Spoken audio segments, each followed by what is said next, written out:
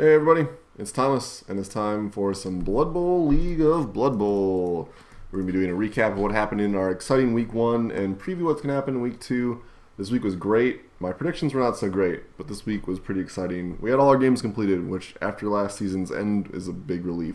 As you can see, I got a ton of money now, and we're going to start things off as I've done with some team management. I've got a lot of options. I could buy my Bombardier. I could buy another... I could buy another reroll, actually. I'm not going to do that, though. I'm going to buy 2 more Goblins, because one of the problems I feel like I had was I didn't quite get anywhere. So let's quick buy some Goblins here. Let's get... let's see here. I had a big list of other sports curses that I wanted to use. Okay. We'll do Rocky Covalito, RN.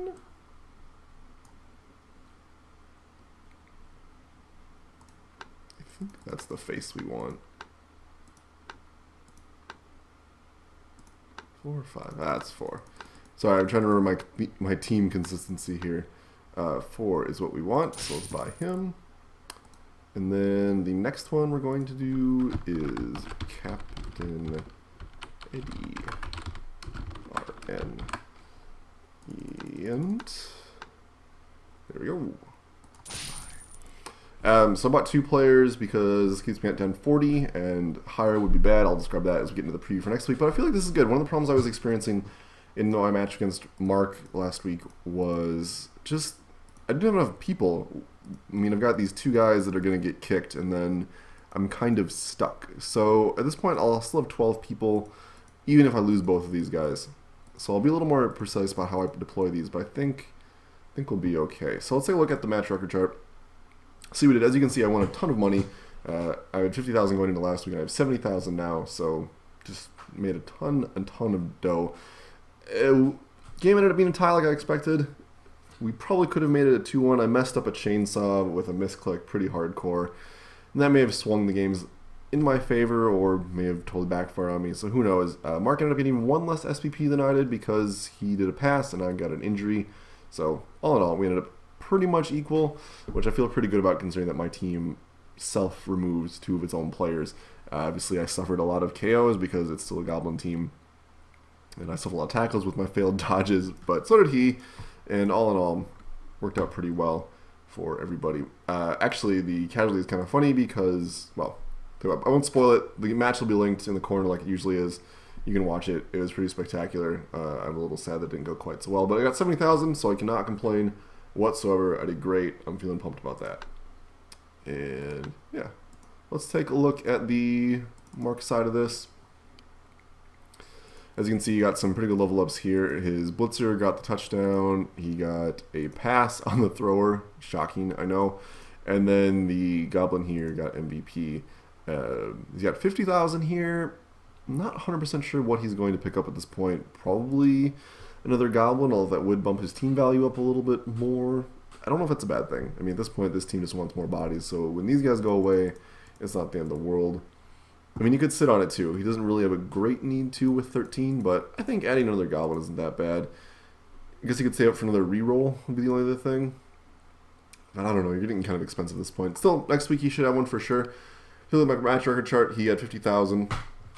I should mention this. I think I had 1 or 2 fame going into this game, so I definitely ended up more. So not too bad for Mark there. It's week 1. There's not going to be a lot of adjustments or improvements that we can really make.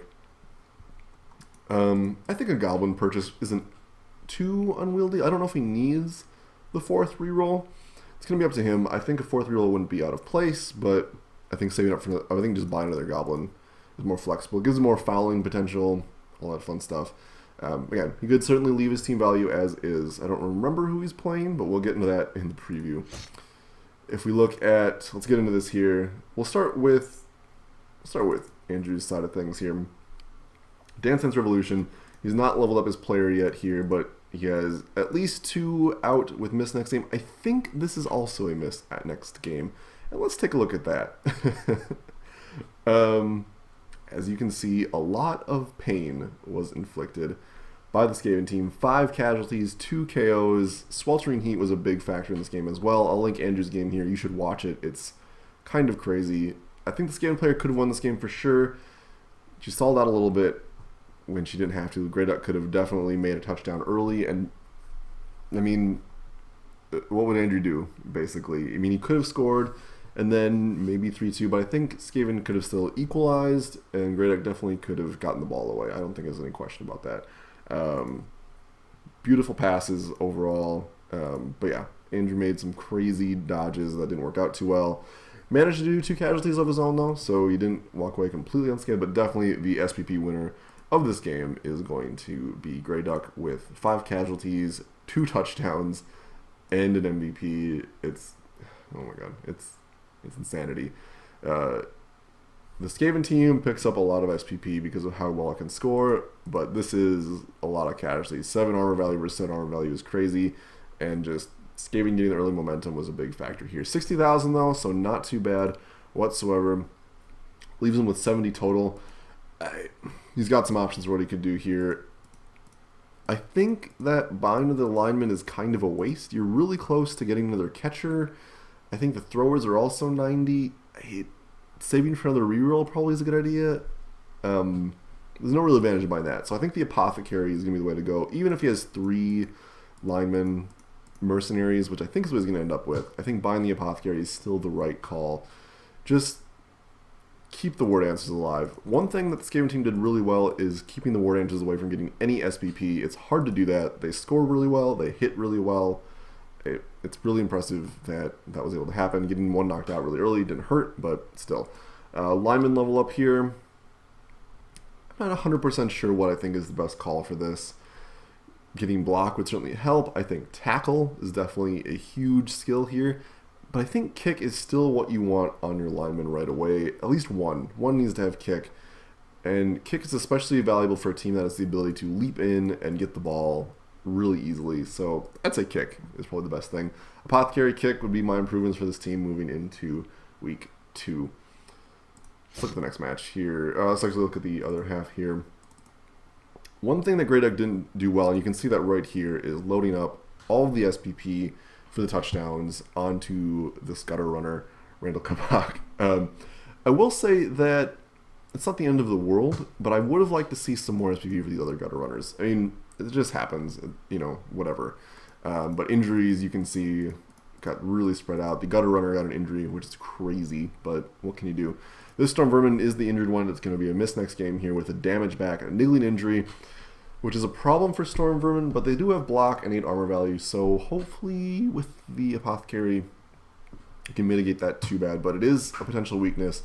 But as long-term injuries go, it is by far the least painful one. If it had been an armor value, maybe it would have been okay too, but in some ways the niggling injury is kind of worse, or kind of better than I think than a minus armor value.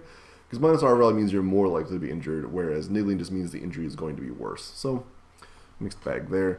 But good SPP spread for the lineman. 10k, already bought her Apothecary, it looks like, so she moved quickly. And got block here. So, Grey Duck has already done her team management. Good for her. You can see what she's going to do for sure. This team value of 990 is going to be 1080, or no, 1040 going into next week with the Mercenary Lineman. Mercenary Lineman, it makes them less useful, but she played really great with only having 1 Storm Vermin last week, so hopefully it goes just as well for this week. Well, hopefully for her anyway. I'd like to see some more points on the Rat Ogre, obviously, but what can you do with something that is purely designed to hit things? Long term, I think that... I'm not sure. I really like the thrower on Skaven. That's not a popular opinion, but you could definitely save up for another gutter runner right away. Either way, Blodge on this is great. Going to make this guy really hard to hit, and also going to make it good at blitzing cages and all that fun stuff. So this team's looking good. I'm pretty happy with all that. And 60,000 for her as well. So great. Good rolls overall. Let's take a look at the next thing. 11 Maids of Milking versus the It's All Ogre now. Amazons versus Ogre. We'll start with Chris because I like looking at his teams. Let's look at the match record chart, and then we can go from there. Tie game, 1-1. Not too surprisingly, the Ogre team put in some hurt. 3 casualties, 1 death. That's a lot. Only taking 1 casualty in exchange, which, from what I understand, might be a confusion about how blocking worked. I talked to Sid a little bit about how assisting works, and he didn't really seem to understand that. So that could definitely explain why a bunch of his blocks weren't making any sense to him. Either way, 1 touchdown each. Apparently, this was an unfortunate thing where Chris almost had the 2-1 win, but it was snowing, and his ogre ball carrier fell over. So let's see, overall here, 1 pass, 1 touchdown is 4. So only 9 SPP for the Amazon team, whereas we've got 6, 9, and 14 for the ogre team. Great news for the ogre team. And 50,000 for Chris, not too bad at all. What did he buy? Looks like Apothecary. Got the Apothecary. I think it's definitely the right decision. You want to protect these ogres as best you can. And this one did level up with all the injury punching going to him. Multiple lock is multiple block is the funny option, is the one way of putting it. I think against this league, it's actually not that bad. If you don't get a doubles roll and only have strength skills, there's not a lot you can do when you already have Mighty Blow. I mean, guard is pretty useful, but considering that he's got the highest number of 5 strength players available in the league, maybe he can get away with it. I will say that multiple block is going to be the funny choice and definitely is going to require a lot of work. It's going to at least require a couple of assists, well positioned and all things like that. But if there's one person that can pull off the hilarity with multiple block, it is going to be Chris. So, whatever. This Snotling got a broken neck, 1 point agility minus, which is normally pretty much just a fireable offense in my mind. But I don't know. I was talking to Chris about this, and he said that he's fine with it. He's just going to use this Snotling to foul, which is probably an okay way to think about it. Having a Snotling you can just pitch in there and foul is not the end of the world. Still, broken neck, not the best, to say the least. Not too bad, though. Let's take a look at the Amazon team, which took a lot of beating. Sid walked away with only 30, which is not a lot of money. If we take a look at what he's working with, this thrower was who was killed, which is really terrible. Permanent injuries slowing on the catcher, which is the miss next game, so I say permanent, and loosely he'll just be down the catcher. Only 60,000, could buy a Lion Woman. I think the better call is, do you pick up the Apothecary? Keep these blitzers alive as best you can. None of these guys matter that much at the end of the day. The catchers even are kind of secondary. I'll just catcher back as well. So that will leave him with 2 linemen, which will put, assuming he spends on the Apothecary, put him at 990 for a team value going in. Not too bad, all things considered. Let's look at this final matchup here. Most recently played, we'll start with the other Goblin team, because why not? Match record chart. 40,000 for the win, 1-1 tie.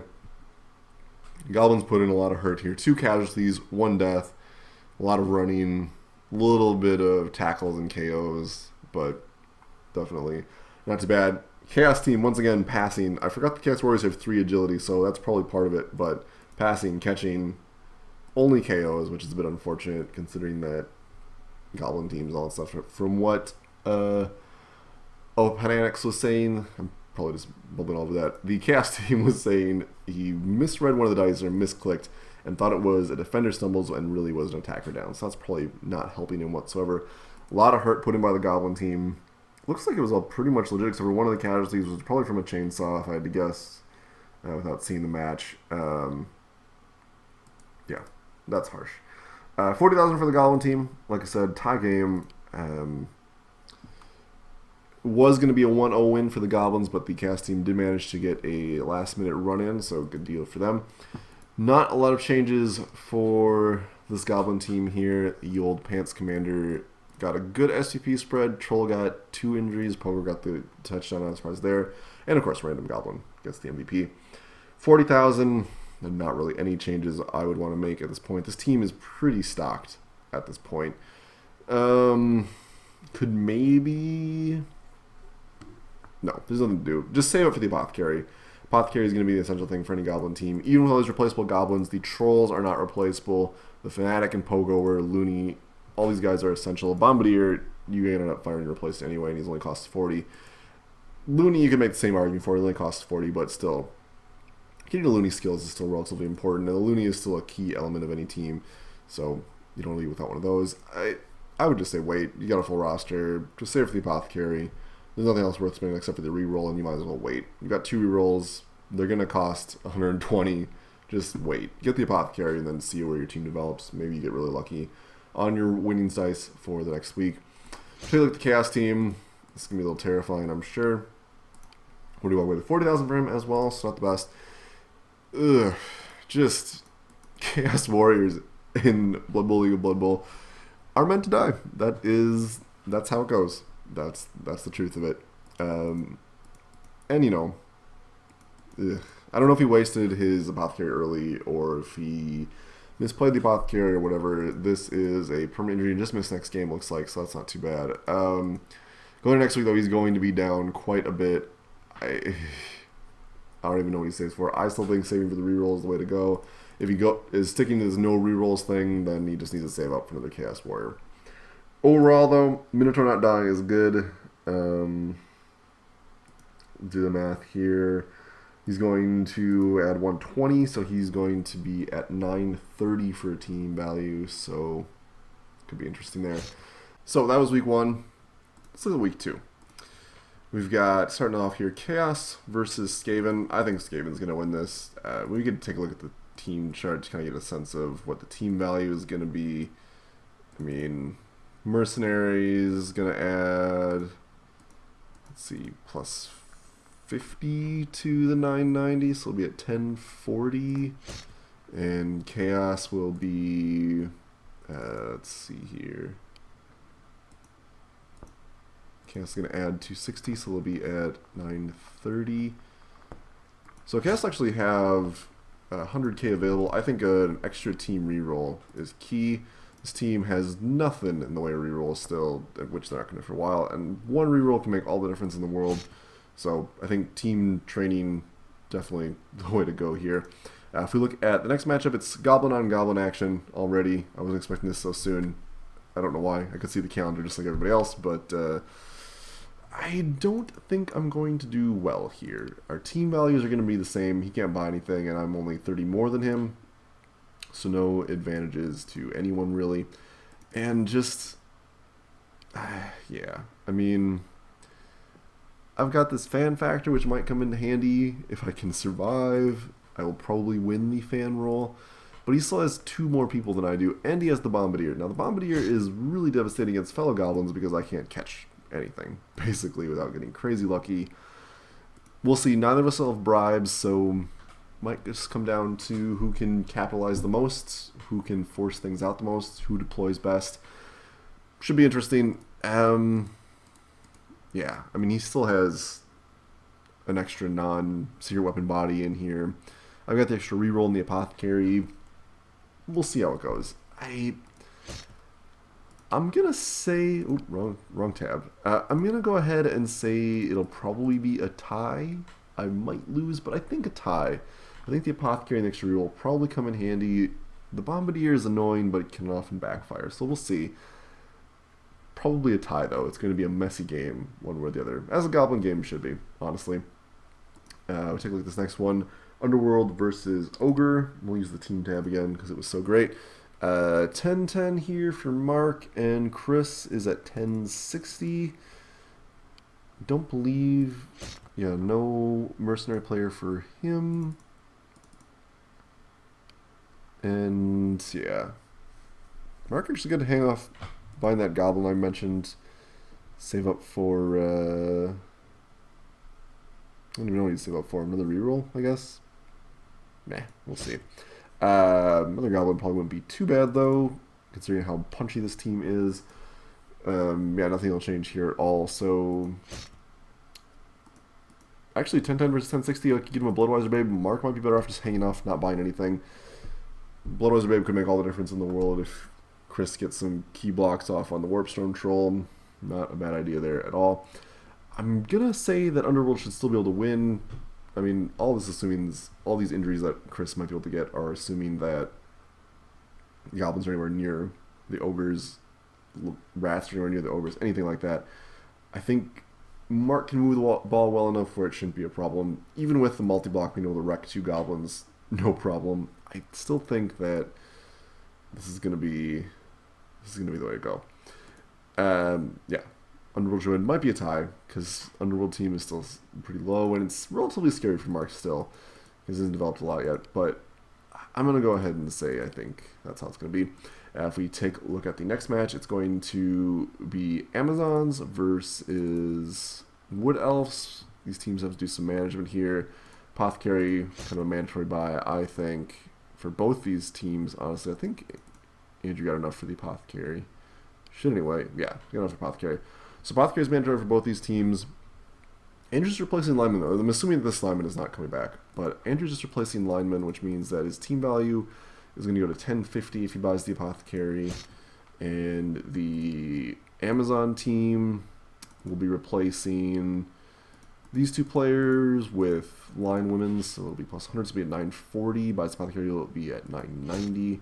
So he'll be able to get a Bloodwiser Babe, which will help in the low armor value Slugfest. God.